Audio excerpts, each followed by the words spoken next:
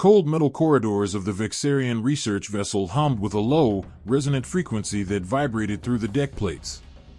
Captain Kalen stood at the viewport, his tall, slender form a stark silhouette against the infinite black of space.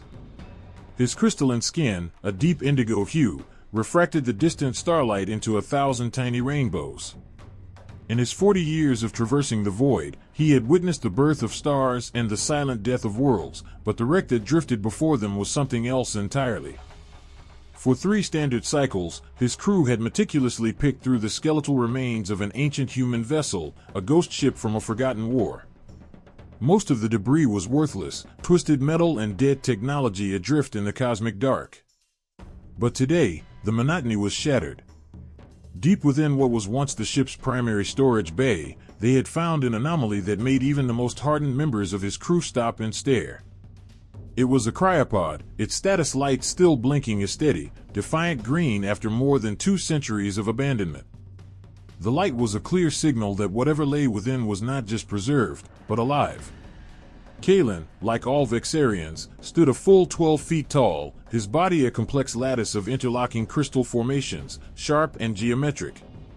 His multi-jointed forearms moved with fluid precision as he cross-referenced the readings on his personal scanner. The pod was ancient, its design archaic. The markings etched into its casing were in the angular script of old Earth, a language that had become academic, a relic studied by few since the humans themselves had vanished from the galactic stage. It had been over 200 years since the Great Cleansing. Captain, the voice of his science officer, Eris, cut through the low hum of the ship. It was a calm, measured voice, transmitted directly through the neural link they all shared. Life signs are stable and surprisingly strong. The biological signature inside the pod is not just surviving, it is thriving. Kalen felt his dual hearts accelerate their rhythm, a rare sensation for a Vexarian. 231 years ago, the Vexarian Dominion had systematically erased the human species from the galaxy. It had been, according to the histories, a swift and almost effortless campaign. The humans were portrayed as gentle, inquisitive creatures, more interested in charting constellations than in waging war. They possessed no significant standing armies, no advanced weaponry of their own. When the Dominion arrived to claim their worlds, the humans had offered little resistance.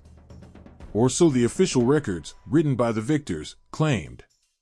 "Bring it aboard," Kalen commanded, his voice firm despite the unease that prickled at the edges of his consciousness. "Secure it in the primary medical bay. And notify High Command. Inform them we have made a discovery of paramount importance." The cryopod was transported with extreme caution, a relic from a dead age being handled like an unexploded bomb. Kalen personally sent a priority message to the Dominion's most esteemed scientific minds. Dr. Eris was a name spoken with reverence across the Orion Spur. He was the Dominion's leading expert on xenobiology and extinct species, a scholar who had dedicated his long life to understanding the biology of those the Dominion had conquered. If anyone could safely revive the human within the pod, it was him. The news of the discovery spread through the Vexarian network like a quantum-entangled shockwave. A living human had been found. The last of its kind, a sleeping time capsule adrift in the void for over 2 centuries. Scientists from across the Dominion petitioned for access. Military commanders, sensing a potential threat or a unique asset, demanded to be kept informed. Everyone was consumed by a morbid curiosity about the creatures their ancestors had so thoroughly destroyed. The cryopod was transferred to Ethelgard Station, a massive research orbital that circled a dead, iron core world. The station was the pinnacle of Vexarian scientific achievement, equipped with the most advanced laboratories and diagnostic equipment in the known galaxy. Dr. Eris spent weeks preparing for the revival. He delved into ancient digital archives, studying fragmented files on human physiology, psychology, and genetic markers. He designed a specialized containment habitation, calibrating the atmospheric composition, gravity, and temperature to perfectly match human norms. He oversaw every detail, ensuring that when the human awoke, it would be to an environment as close to home as possible. Commander Valerius was the military overseer of Ethelgard. She was a warrior forged in the crucible of a dozen suppression campaigns across the Outer Rim. Her amethyst-colored crystalline skin was a roadmap of her career, etched with the scars of battles fought and won. She viewed the sleeping human not as a scientific marvel, but as a latent threat, a biological weapon waiting to be activated. She did not share Eris's academic enthusiasm. "Why are we awakening it?" she demanded of Eris one day in the station's central command hub. Her voice was sharp, like shards of glass. "Dead things should remain buried. Some things are better left forgotten." "Because knowledge is power, Commander," Eris replied, his tone placid but firm. "We can learn from it. We can study their culture, their thought processes, their biology.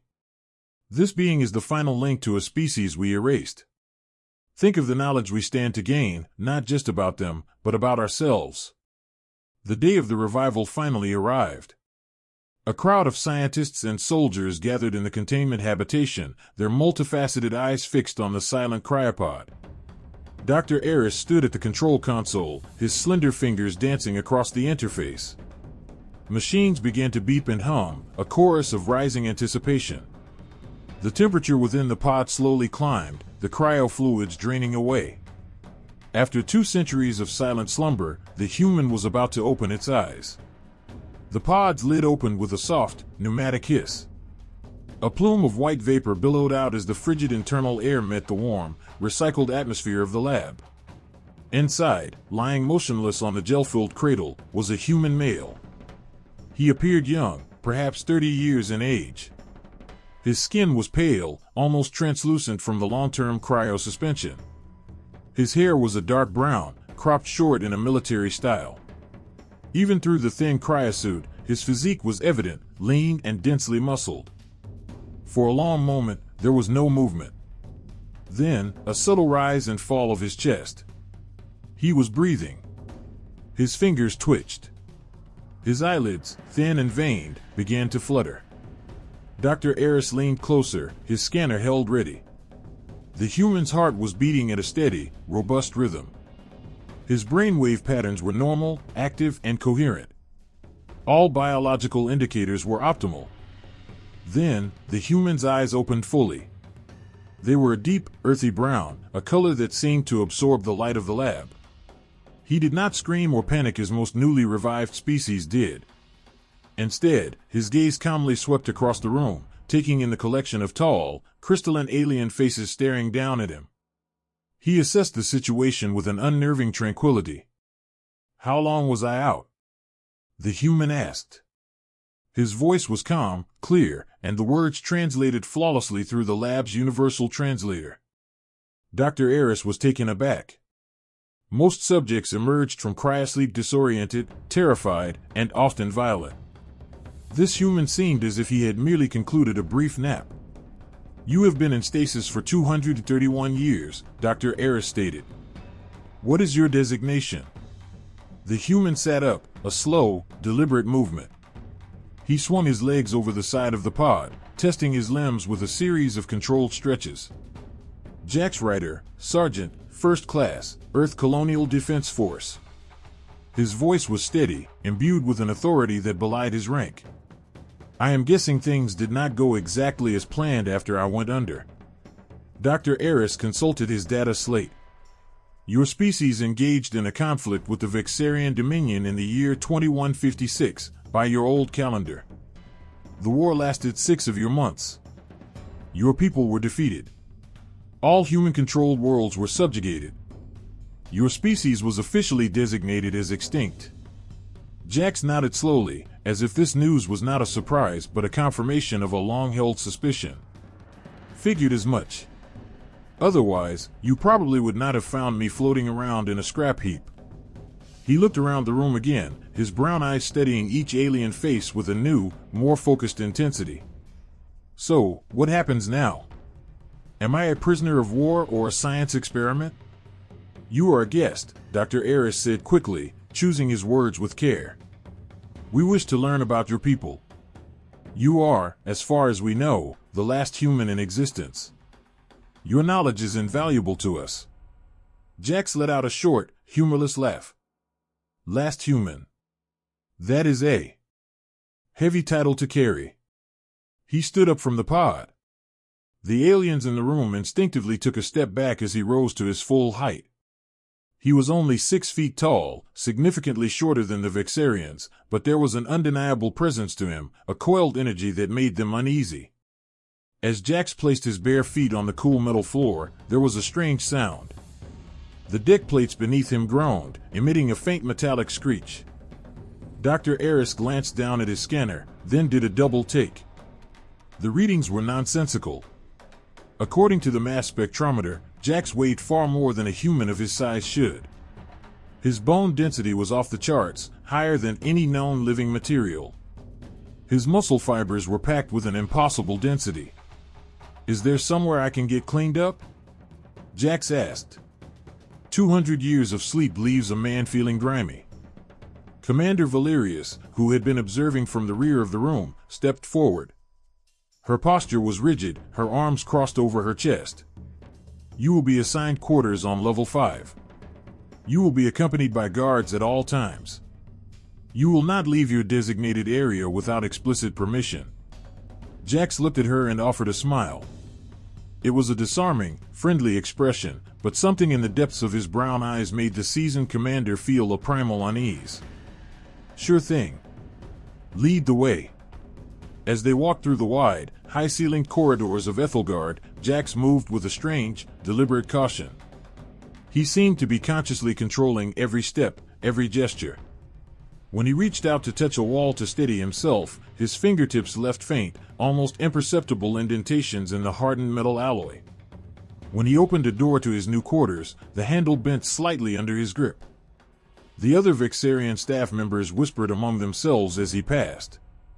This human was not the soft, docile creature described in their historical texts. The old records portrayed humans as weak, fragile beings. But Jax moved with the fluid grace of a predator, a being built for combat. Dr. Eris made frantic notes on his data pad as they walked. The human's physical strength was exponentially beyond established parameters. His reflexes appeared to be incredibly fast. His situational awareness was almost supernatural. Either the Dominion's historical records were fundamentally flawed, or Jax Ryder was not a typical human.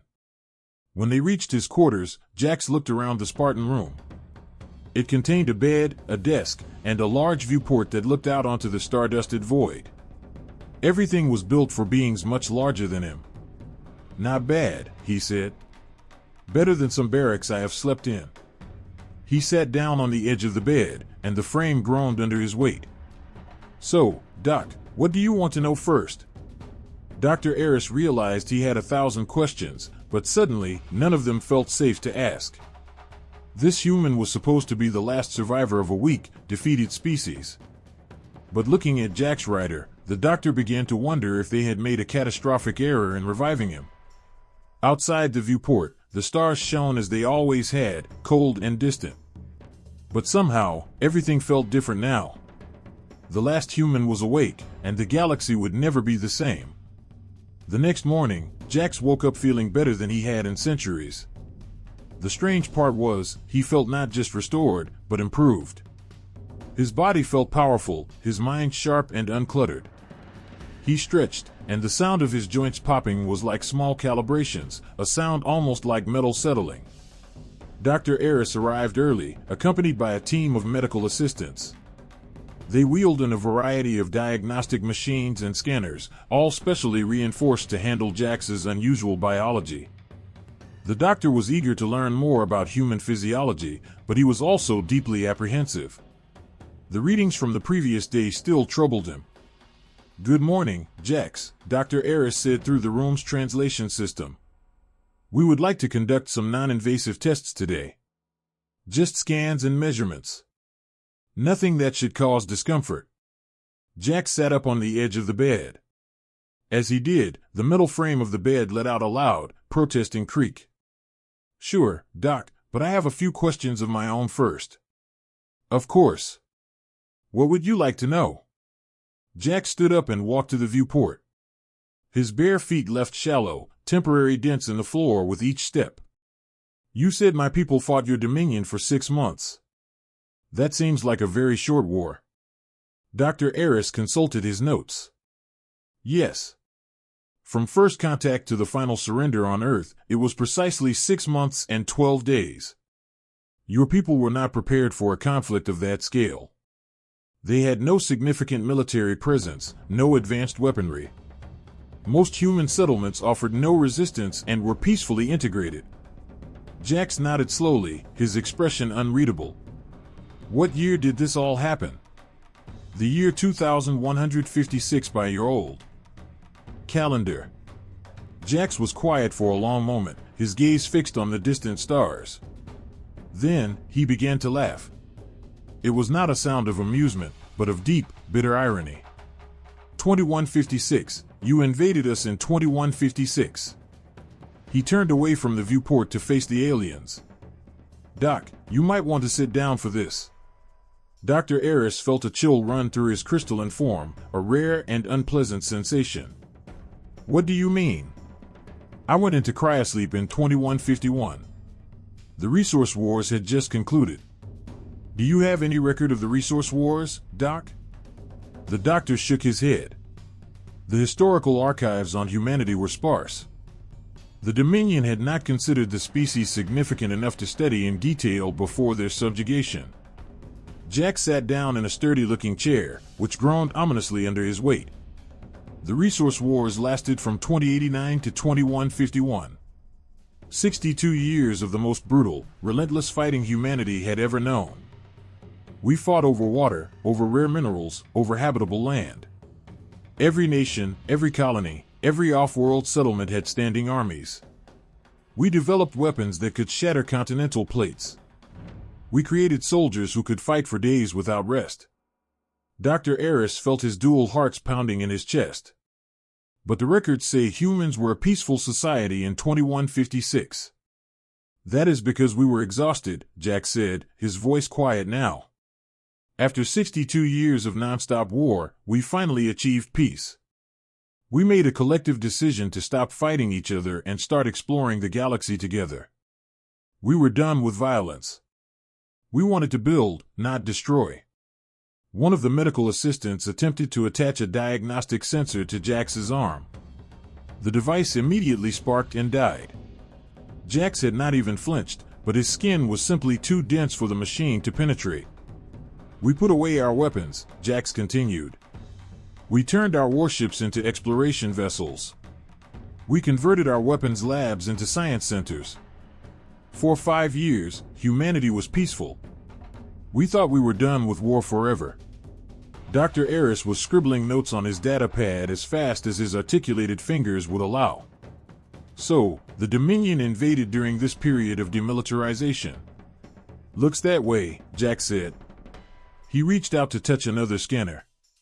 The sophisticated machine crumpled in his hand like a piece of foil. He looked at the broken device with a detached curiosity. Sorry about that. I guess I do not know my own strength. Commander Valerius had been listening from the doorway. She stepped into the room, her posture rigid, her hand resting near the plasma pistol at her hip. Are you saying that humans were a warrior species before 2156? Jax looked at her and smiled. It was the same friendly smile from the day before, but now it seemed to carry a much sharper edge. Commander, let me put it this way. I was born in 2121, right in the middle of the resource wars. By the time I was 18, I had fought in 12 major campaigns on 3 different worlds. By the time I was 25, I was leading assault teams against enemy colonies. By the time I volunteered for the cryosleep program, I had been fighting for 30 years. The room fell into a profound silence. The medical assistants froze in their work. Dr. Eris lowered his data pad. Commander Valerius moved her hand closer to her weapon. What kind of soldier were you? The commander asked, her voice tight. Standard infantry. Nothing special. There were millions like me. Jack stood up again. This time, the chair he had been sitting in had small, spiderweb cracks radiating from where his hands had gripped the armrests. The Special Forces operatives, the fighter pilots, the heavy weapons specialists, they were the truly terrifying ones. Dr. Eris struggled to process this new information. But you said you were tired of war. You said humanity had embraced peace. We did. We were exhausted, Jax explained. Imagine fighting for 60 years, then suddenly being granted absolute peace. We wanted to savor it. We wanted to explore, to learn, to grow. Jax walked over to the medical examination table in the center of the room. When your Dominion showed up, we were like sleeping lions. Still dangerous, but too tired to even bother waking up. He placed his hand on the medical table to steady himself. The thick composite metal surface immediately began to bend under his palm, the alloy groaning in protest.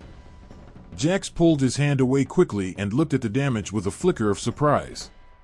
That has been happening a lot, he said. I keep breaking things without meaning to. Dr. Eris ran a new, long-range scan on Jax from across the room. The readings were impossible.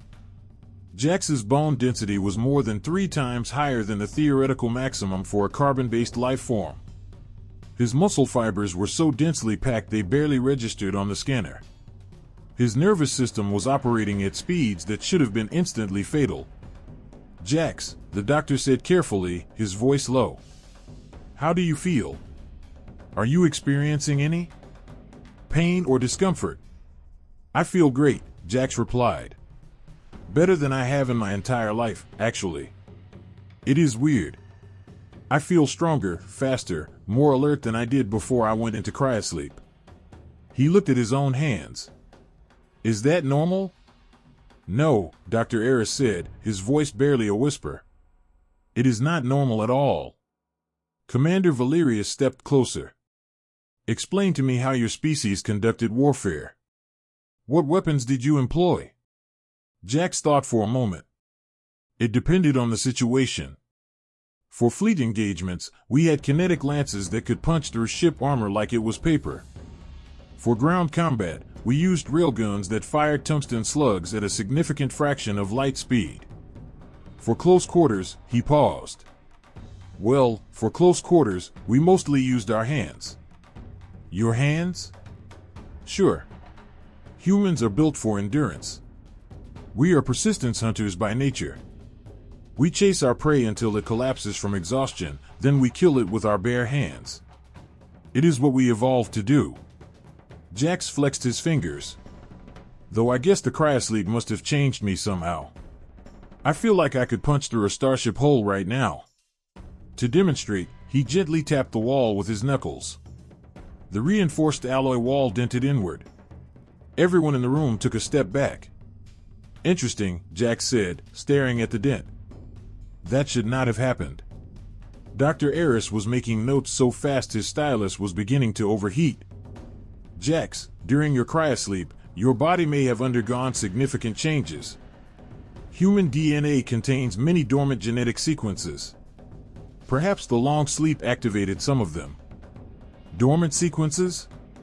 Evolutionary traits that are present in your genetic code but are normally inactive. Backup systems, you might say. Ways for your species to adapt to extreme environmental pressures. Jax nodded. That makes sense.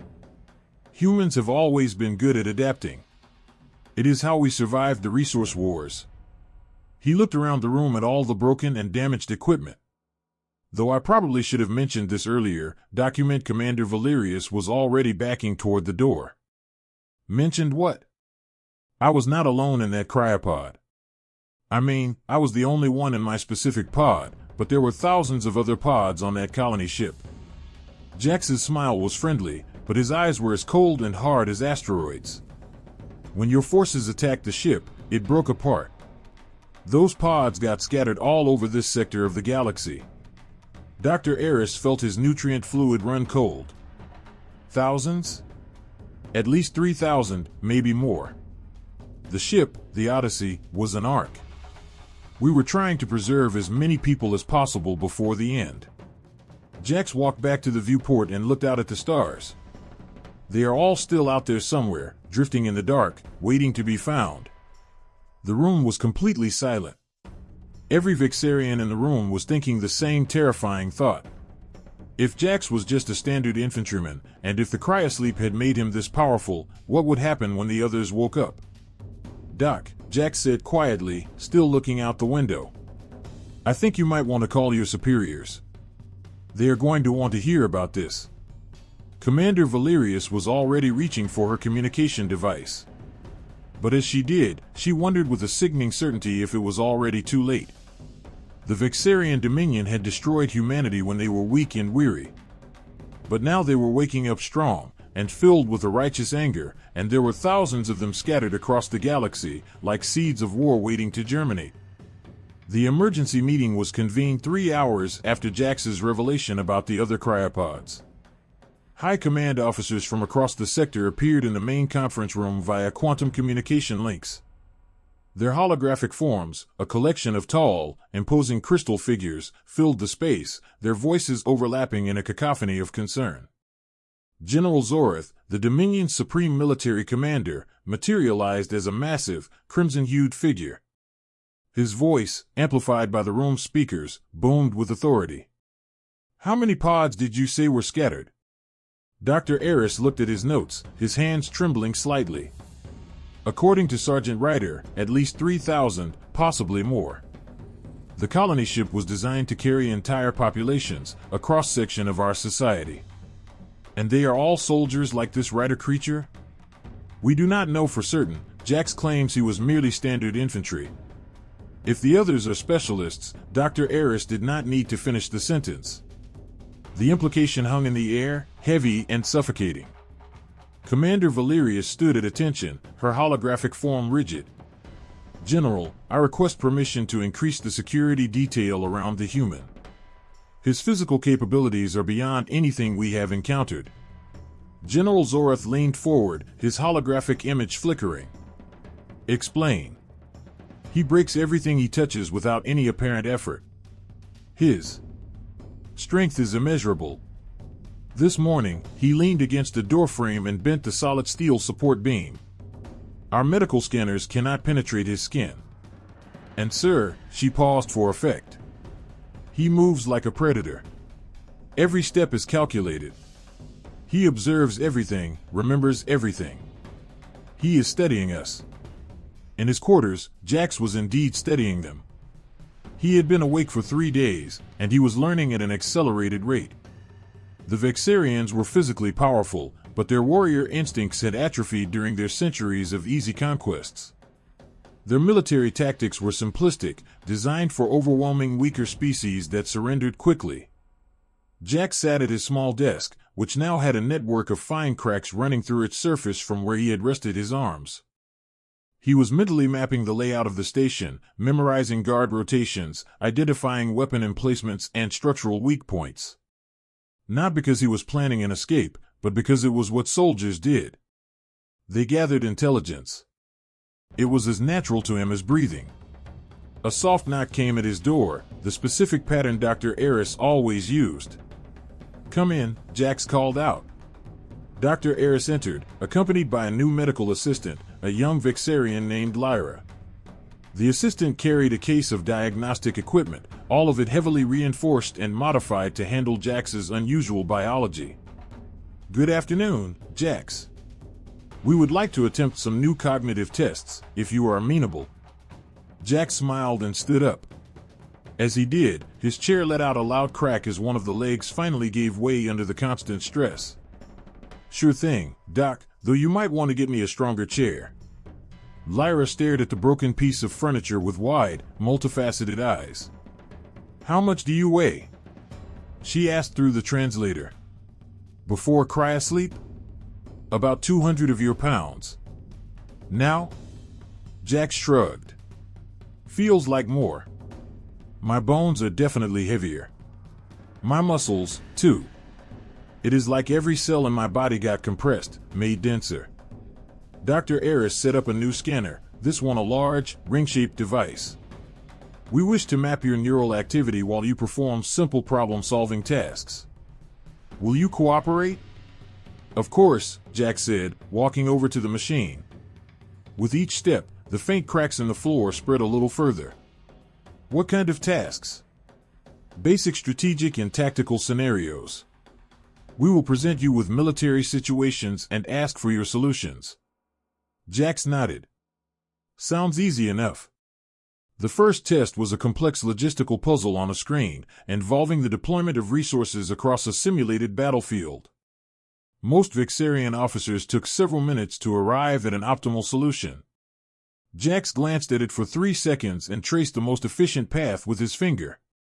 The screen cracked under the light pressure of his touch. Next puzzle, Jax said. They showed him a series of military scenarios. A convoy under ambush. A fortress under siege. A fleet trapped in a nebula by a superior force. Jax solved each one in seconds. His solutions were so detailed, so ruthlessly efficient, that Dr. Eris had to run the simulations twice to confirm their effectiveness. Jax, the doctor said after the 10th scenario, how are you processing these problems so quickly? Pattern recognition, Jax replied. Humans excel at it. We see how systems connect, how events flow and influence one another. He tapped the side of his head. Plus, I fought in scenarios like these for 30 years. After a while, you start to see the same patterns emerge, no matter the specific details. Lyra was staring at the readings from Jax's brain scan. Doctor, you need to see this. His neural activity is off the scale. The synaptic connections in his brain are firing faster than our machines can even track. Dr. Eris looked at the data stream. It was impossible. Jax's brain was processing information at speeds that should have caused catastrophic seizures or instantaneous death. Instead, he seemed perfectly calm, almost relaxed. Jax, do you feel different mentally? Sharper than before? Jax considered the question. Yeah, actually. I feel like my thoughts are clearer. Like there used to be a fog in my head, and now it is gone. I can see patterns I never noticed before. Remember things with perfect clarity. He paused. Is that a normal side effect of cryosleep? No, Dr. Eris said, his voice hollow. It is not normal at all. Commander Valerius entered the room at that moment. She had been observing the tests via the station's internal network. Jax, I have a question for you. Shoot. If you were to assault this station, how would you do it? Dr. Eris looked alarmed. Commander, is that a wise line of questioning? I need to understand the full scope of the threat we are facing, the commander replied, her eyes fixed on Jax. Jax leaned back against the wall. The metal creaked under his weight. Assault from the outside or from the inside? Both. Jax was quiet for a moment, his enhanced brain working through the problem with terrifying speed. From the outside, I would target your primary power generators first. They are located in the lower pylons and are relatively poorly defended. Without power, your shields and weapon systems go offline. Then I would target your long-range communication arrays so you could not call for help. After that, I would breach the hull in sections 7 and 12 because your emergency response teams cannot effectively cover both areas simultaneously. Commander Valerius felt a cold dread creep up her spine. Jax had identified weaknesses in Ethelgard's defenses that had taken her years of strategic analysis to discover. From the inside, Jax continued, I would wait for the shift change at 0600 hours. That is when you have the fewest guards on duty and the station's automated systems are in their most vulnerable reboot cycle. I would disable the artificial gravity first, because your people are not trained to fight in zero gravity, but human soldiers are. Then I would seize control of the central computer core and lock down all the blast doors, trapping everyone in separate, isolated sections. The room was completely silent. Jax had just described a perfect plan to take over the most advanced research station in the Dominion, and he had done it without any apparent effort. How long would it take you to capture this station? Commander Valerius asked, her voice barely a whisper. Jax shrugged. Maybe an hour. Less, if I was not concerned about minimizing casualties. Dr. Eris was scribbling notes frantically. Jax, how many humans would it take to conquer a planet? Depends on the planet. A civilian world, maybe a dozen highly skilled soldiers. A heavily fortified military world? Jax thought about it. 50, if they were the best of the best. 100, if you wanted to be absolutely certain of success. And to conquer the entire Vexarian dominion? Jax actually laughed. Doc, you guys have what, 10,000 inhabited worlds? Most of them are not military targets. You would need maybe 1,000 truly exceptional soldiers. Give them proper equipment and logistical support, and they could take the whole Dominion in a year. Commander Valerius was backing toward the door again. 1,000 humans could defeat the entire Dominion? Easily, Jax said. See, the thing about humans is that we do not fight like other species. We do not line up our armies and have grand, decisive battles. We use small, highly mobile teams. We employ hit-and-run tactics, psychological warfare, and sabotage. We make our enemies afraid to sleep at night. We make them afraid of the dark. Jax's eyes got a distant, haunted look. During the resource wars, I saw a single human squad of 6 soldiers take down an entire enemy division of over 10,000 troops. They did not fire a single shot. They just used psychological operations and made the enemy believe they were surrounded by an entire army. Dr. Eris was writing so fast his stylus was starting to smoke. How? Humans are masters of deception. We are patient. We learn our enemies' weaknesses and we exploit them with ruthless efficiency. We turn their greatest strengths against them. We make them defeat themselves. Jax stood up and walked back to the viewport. The Vexarian Dominion is powerful, but it has one critical, fatal weakness. What weakness? Commander Valerius asked, though she was not sure she wanted to hear the answer. Jax turned around and smiled. You have never fought a real war. All your victories have been against weaker, less advanced species that surrendered quickly. You do not know how to fight an enemy that adapts, that learns, that evolves its tactics in real time. An enemy that never, ever gives up. He looked out at the stars again. Somewhere out there, my people are waking up. They are going to be confused at first, just like I was. But then they are going to learn what happened to Earth, what happened to humanity. And when they do, Jax did not finish the sentence, but everyone in the room could imagine the terrifying conclusion. 3,000 angry human soldiers, enhanced by cryosleep, scattered across the galaxy. Each one capable of single-handedly taking down entire military installations. Each one trained and hardened by 60 years of brutal, unrelenting warfare. Dr. Eris looked at his data one more time. Jax's physical and mental capabilities were still increasing. Every day he seemed to get stronger, faster, smarter. If the other humans were experiencing the same changes.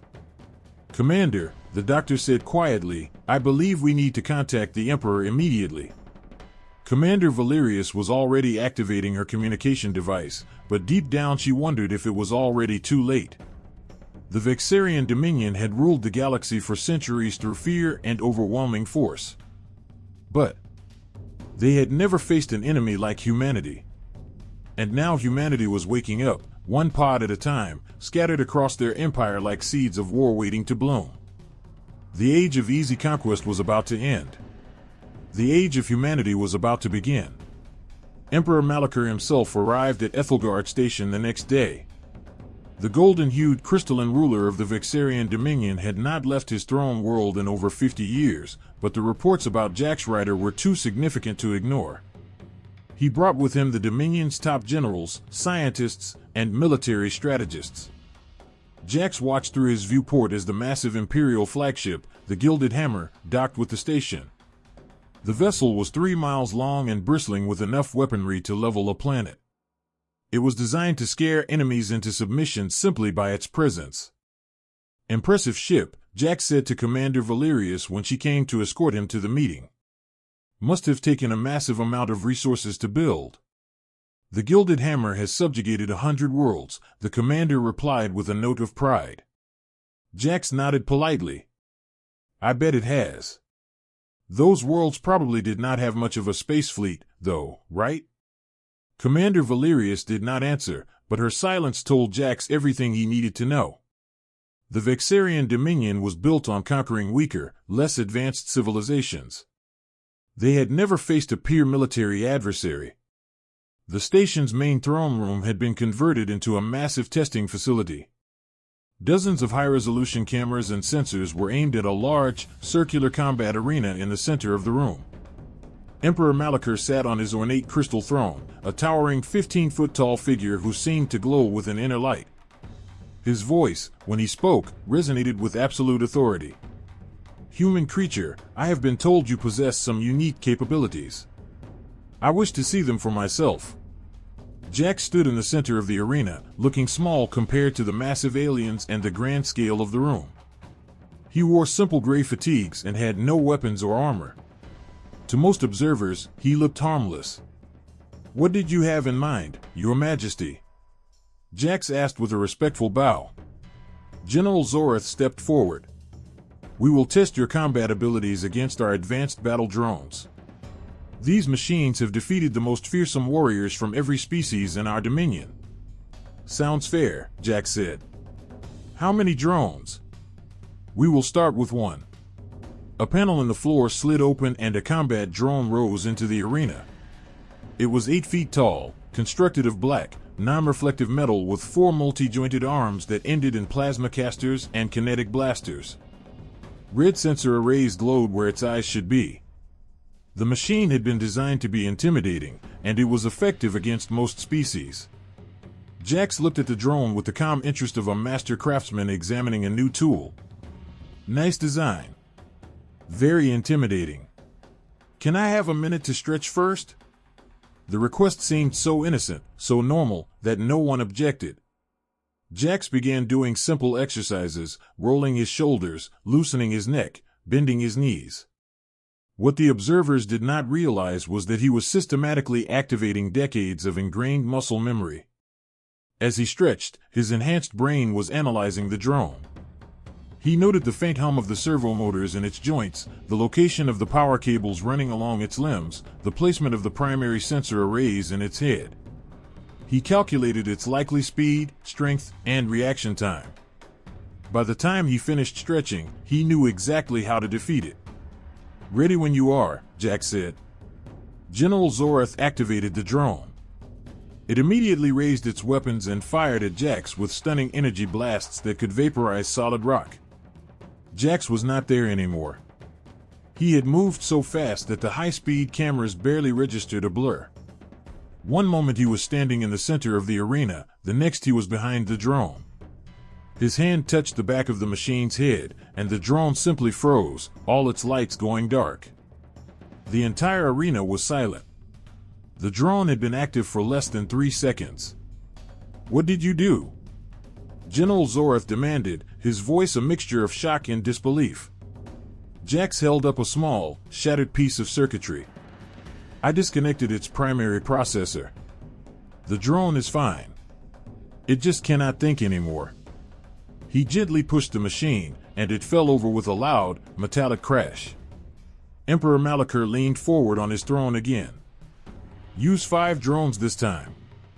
5 more drones rose from the floor, surrounding Jax in a circle. They were faster than the first one, with better armor and more powerful weapons. They attacked simultaneously from all directions. Jax moved like a flow of water around a series of rocks. He slipped between energy blasts, ducked under swinging arms, and touched each drone in a precise, specific location. 5 machines that could have destroyed a small army were disabled in less than 10 seconds. "More," the Emperor commanded. 10 drones. 20. 30. Each time, Jax moved through them as if they were standing still. He never looked rushed or stressed. He never wasted a single movement. Every action was perfect, calculated, and ruthlessly efficient. The observers began to understand that they were not watching a fight. They were watching an artist at work. 50 drones, General Zorath said, his voice now trembling. All at once. 50 combat drones rose into the arena, filling the space with their black, menacing forms. They were the Dominion's best war machines, each one capable of fighting 100 normal soldiers. Their combined firepower could have leveled a city block. Jax stood in the center, completely relaxed. "You know," he said conversationally, "these drones have a fundamental flaw in their tactical programming." The drones opened fire with everything they had. Energy beams, plasma bolts, and explosive rounds filled the air. The arena became a storm of deadly light and sound. When the smoke and haze cleared, all 50 drones lay in neat, deactivated piles around the arena. None of them were destroyed, just carefully and systematically disabled. Jax stood exactly where he had been before, without a single scratch on him. "What flaw?" Dr. Eris asked in amazement. Jax picked up a piece of drone armor that had been blown off during the barrage. They are designed to fight enemies that think like Vexarians. Predictable tactics, straightforward attacks, overwhelming force. He crushed the armor plate in his hand like it was made of paper. Humans do not think that way. Emperor Malachor slowly rose from his throne. For the first time in his long life, he felt a primal fear. "How did you avoid all those weapons?" "I did not avoid them," Jax said. "I redirected them." He pointed to scorch marks on the walls and floor. "Your drones were shooting each other. I just moved them into the optimal positions and let their own attack algorithms do the work for me." General Zoreth was studying the recordings of the battle on his data slate. "Impossible. The reaction time required, the spatial awareness, the tactical thinking. No organic creature can process information that fast." Jax shrugged. "Humans can. We evolved to hunt in packs, to coordinate complex attacks, to think 3 steps ahead of our prey. The cryosleep just made me better at what I was already good at." Dr. Eris was taking notes so fast his stylus was smoking. "Jax, during the resource wars, were all human soldiers capable of this?" "Some were better, some were worse. I was pretty average," Jax said, looking around the arena at all the disabled drones. "Though I have to say, these machines are not as tough as the ones we fought during the wars. Human-built war drones were much nastier." "Human-built war drones?" Commander Valerius asked. "Sure, we built machines to fight other machines. They had to be smart, adaptive, and unpredictable, otherwise they would be destroyed in seconds." Jax smiled, his friendly, disarming smile. "I could probably build you a few if you want to see the difference." The thought of Jax building weapons made everyone in the room profoundly uncomfortable. Emperor Malachor sat back down heavily on his throne. "Human, tell me honestly. If your people were to wage war against my dominion, what would happen?" Jax considered the question for a moment. "Seriously?" "Well, Your Majesty, that would depend on a few variables. How angry are they? How quickly can they organize? What kind of resources do they have access to? Assume they are very angry. Assume they can organize. Assume they have access to our technology." Jax nodded slowly. "In that case, Your Majesty, I would estimate 6 months." 6 months for what?" 6 months for the complete collapse of your dominion." Jax's voice was matter-of-fact, like he was discussing the weather. "Maybe less if they decide not to take prisoners." The arena was completely silent except for the hum of the station's life support. Everyone was trying to process what they had just heard and witnessed. The human had defeated 50 of their best war machines without even breaking a sweat.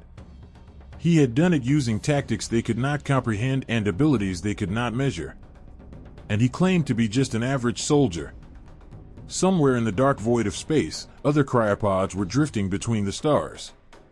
Other humans were slowly waking up, their bodies and minds enhanced by centuries of sleep. They would be confused at first, then furious when they learned what had happened to their species. And when enough of them woke up, when they found each other and began to work together, the galaxy would learn what humanity was truly capable of. Emperor Malachor looked at Jax Ryder, the last human, and realized he might also be the first harbinger of his empire's doom. The creature standing calmly in the arena was not just a soldier. He was a preview of humanity's return, and humanity was going to be very, very angry. 3 days after the combat demonstration, emergency reports began flooding into Ethelgard from across the galaxy. The first came from the Outer Rim territories. A remote mining outpost had discovered a strange pod floating in an asteroid field. When they brought it aboard, something inside had awakened and taken control of their entire facility in less than an hour. The second report came from a military garrison near the core worlds. Patrol ships had found the wreckage of an ancient human colony vessel. Inside the wreckage were dozens of cryopods. 3 had been activated. The garrison went silent 12 hours later. Emperor Malachor stood in the station's command center, watching the reports pour in on the main view screen. Each one told the same story. Human cryopods were being found all across the Dominion, and the humans inside them were waking up angry. How many have been discovered so far? The Emperor asked General Zoreth. 47 confirmed awakenings, Your Majesty, the general replied, his voice strained. But the pattern suggests there are many more we have not yet detected.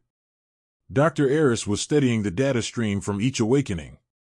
The humans are all showing the same enhancements as Jax. Increased strength, speed, and intelligence. But some are even more advanced. What do you mean? The human found at the mining station was a combat engineer.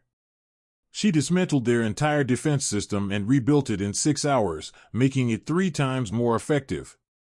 The humans at the military garrison included a pilot. He took control of their entire fighter squadron without even boarding the ships, just by interfacing with their tactical network. Emperor Malachor felt his crystalline heart growing cold. Where is Jax Ryder now? Commander Valerius checked her monitor. Still in his quarters, Your Majesty. He has been very quiet since the combat test. Mostly he just sits by the window and looks at the stars.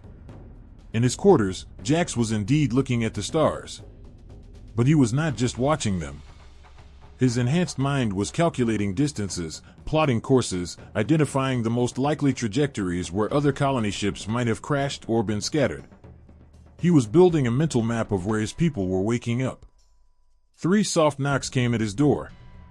It was the pattern Dr. Eris always used. Come in, document. Dr. Eris entered with a data pad clutched in his hands. His usual scholarly confidence was gone, replaced by a palpable fear. Jax, we need to talk about the other humans waking up. Yeah, I figured that would start happening soon, Jax said, not turning away from the viewport. How many so far? 47 confirmed. Probably many more that we have not discovered yet. Jax nodded. Sounds about right. The colony ships were spread pretty wide when they broke up. It will take time to find all the pods. Jax, some of your people are attacking our facilities. Now Jax did turn around. His expression was serious. Are they killing anyone? No, they seem to be focused on taking control rather than causing casualties. But Jax, they are taking control. Every facility where humans have awakened is now under human command. Jax sat down on his bed, which creaked under his weight. That makes sense.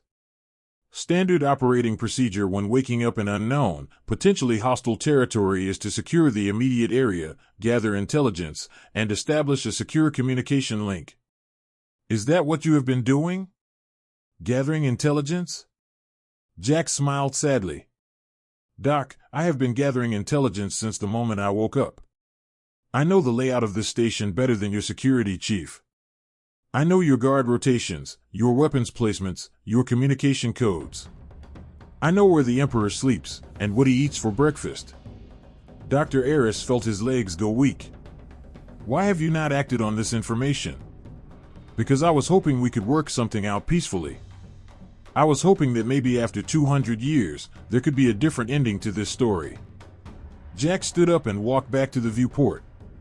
But it looks like my people have made their choice. What choice? They are not trying to escape or hide. They are taking control of your facilities. That means they are planning something bigger. Jax pointed at the stars. See, Doc, humans do not just fight individual battles. We fight campaigns. We plan for the long term. Dr. Eris was frantically taking notes. What kind of campaign? Well, if I were in their position, I would start by securing strategic locations. Control communications, weapons production, shipbuilding facilities. Then I would find the other cryopods and wake up more humans, build up strength while gathering intelligence about the enemy. And then Jax was quiet for a long moment. And then I would make the enemy pay for what they did to Earth. Emperor Malachar had been listening to the conversation through a hidden microphone in the room. He activated the communication system. Human, this is Emperor Malachar. I wish to speak with you. Your Majesty, Jax said with a polite nod toward the speaker. What can I do for you? I want to discuss terms. Jax laughed, but it was not a happy sound. Terms? Your Majesty, with all due respect, you are not in a position to negotiate terms. Explain. Jax walked over to the communication panel. Your Majesty, let me tell you what is happening right now. My people are waking up all across your dominion. Each one is taking control of whatever facility they find themselves in. They are not doing this randomly. They are following a plan. What plan? The same plan we used during the resource wars when we needed to take territory quickly and with minimal casualties. Secure key points. Establish communication networks. Coordinate attacks. Right now, humans control at least 47 locations in your empire. In a few days, it will be hundreds. In a few weeks, thousands. Emperor Malachar felt the weight of his empire crumbling around him. What do your people want? Justice, Jax said simply. You wiped out our species. You destroyed our worlds. You scattered our survivors like seeds in the wind. And you did it when we were tired and peaceful. When we had put down our weapons and chosen to explore instead of fight. That was over 200 years ago. Not to us. To us, it feels like yesterday. We went to sleep on human worlds under human skies.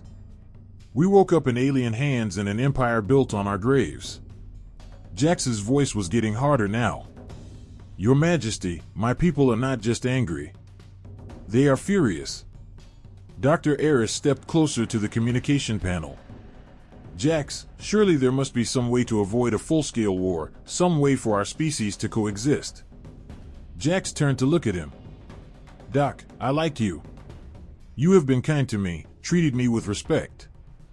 But you work for an empire that committed genocide against my species, and that empire is still celebrating that genocide as a great victory. What would it take for peace? Emperor Malachar asked. Jax considered the question carefully. Complete and unconditional surrender. Every Vexarian world, every military unit, every government official, turn control of the Dominion over to humanity and accept whatever judgment we decide to pass upon you. The communication channel was silent for a full minute. And if we refuse? The Emperor finally asked. Then my people will take it by force. And Your Majesty, we are very, very good at taking things by force. As if summoned by his words, new reports began flooding the command center.